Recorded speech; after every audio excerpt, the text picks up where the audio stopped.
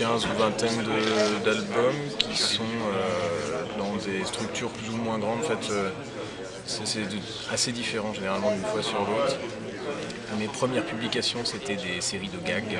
Et par la suite, j'ai fait des choses soit d'humour, soit d'autobiographie, soit à vocation plus sociale, enfin, de manière assez disparate, mais avec toujours beaucoup de plaisir.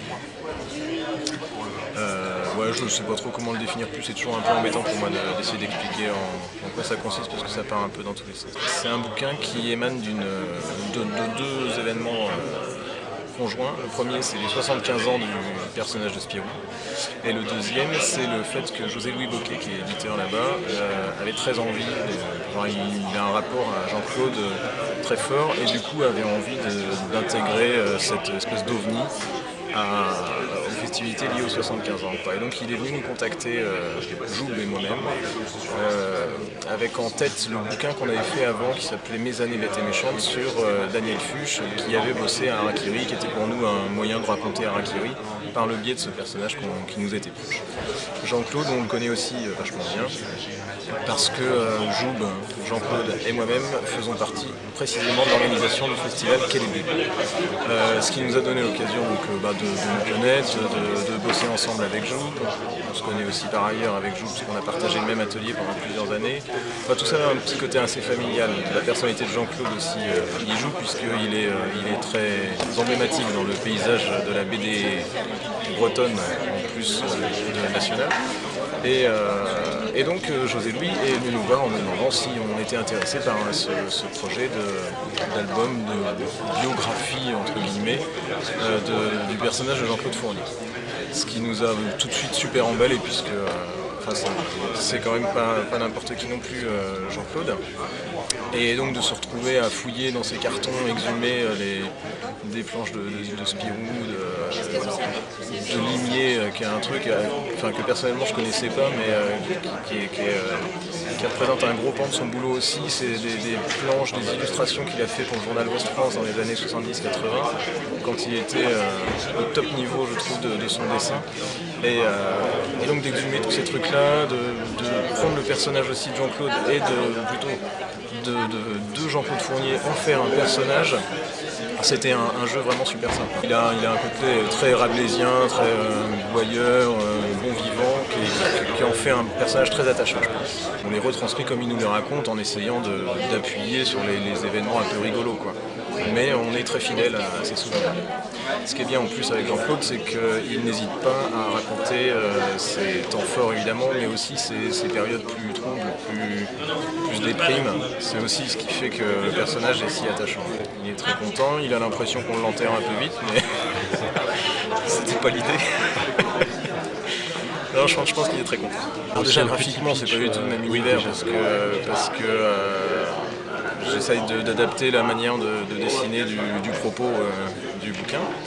Et donc là où l'atelier de Fournier met en scène un personnage donc un peu truculent, Wes Antine, c'est à peu près l'inverse. C'est vraiment une histoire d'atmosphère et d'ambiance qui repose sur l'île de Ouessant. Donc c'est une île que je connais un petit peu pour y avoir séjourné à quelques reprises, et qui a un charme tout particulier. On a l'impression d'être vraiment coupé du monde là-bas. Il y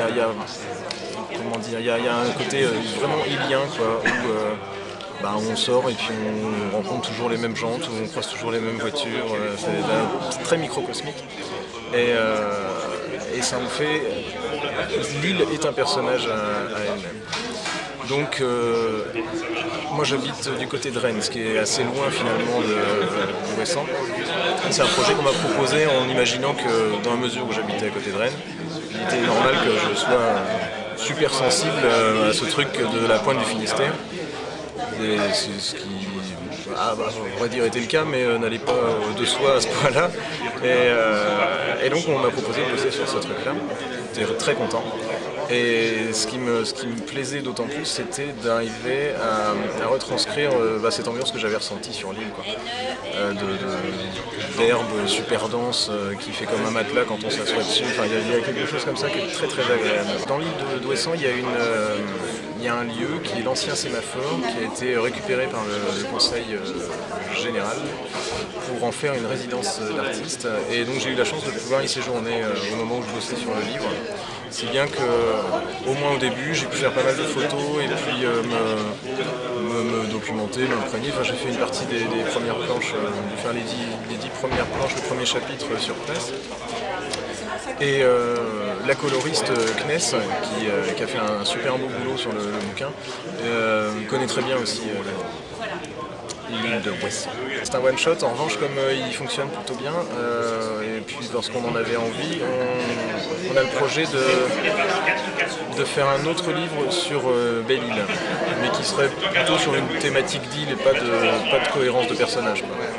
C'est pas nécessaire. Enfin, l'idée n'est pas de réutiliser les personnages et de les déplacer, c'est vraiment d'avoir une autre histoire qui se passe sur une autre île. Dans un autre registre, il y a un gros reportage qui va sortir dans la revue dessinée, dans le 2e numéro de la revue dessinée, ce qui va nous amener dans un mois en gros, puisque là on est fin octobre, ce qui ne se sait pas forcément sur internet, et donc fin novembre, enfin tout début décembre sort le 2e numéro de la revue dessinée, dans lequel je suis l'auteur d'un reportage en compagnie de Jean-Marc Manac, qui est lui journaliste spécialisé des questions il va m'en vouloir de ne pas réussir à bien le dire, quelque chose comme sécurisation, préservation de la vie privée sur internet. C'est très à la mode ces temps-ci. Et donc ce documentaire, cette enquête raconte, cette bande dessinée raconte l'enquête de Jean-Marc Manac par rapport à une société française qui a vendu au régime de Kadhafi il y a quelques années un système d'écoute généralisé qui lui a permis d'identifier et de museler quelques opposants politiques. Scénarisé pour quelqu'un d'autre, pourquoi pas, mais c'est pas un truc où je me sens le plus à l'aise. J'ai besoin de dessiner de toute façon. Et moi j'aime bien dire que je lis des trucs différents et du coup ça m'intéresse aussi de faire des trucs différents. Et pourquoi pas faire d'autres choses dans d'autres registres encore, a priori rien contre. Et ce qui est pas mal, en plus dans la bande dessinée, surtout quand on travaille avec un scénariste, c'est que ça repose sur une rencontre bien souvent. Et du coup, chaque nouveau bouquin, c'est une nouvelle rencontre, c'est l'occasion d'ouvrir un peu plus sa famille, quoi. Et ça, c'est un rapport que j'aime bien au travail. C'est l'occasion de discuter avec Benjamin Flahou hier. Et je lui disais que je ne comprenais pas qu'on puisse aussi bien comprendre le dessin. Parce qu'il a une perception du mouvement, de l'anatomie, une manière de faire vivre les personnages qui me fascine.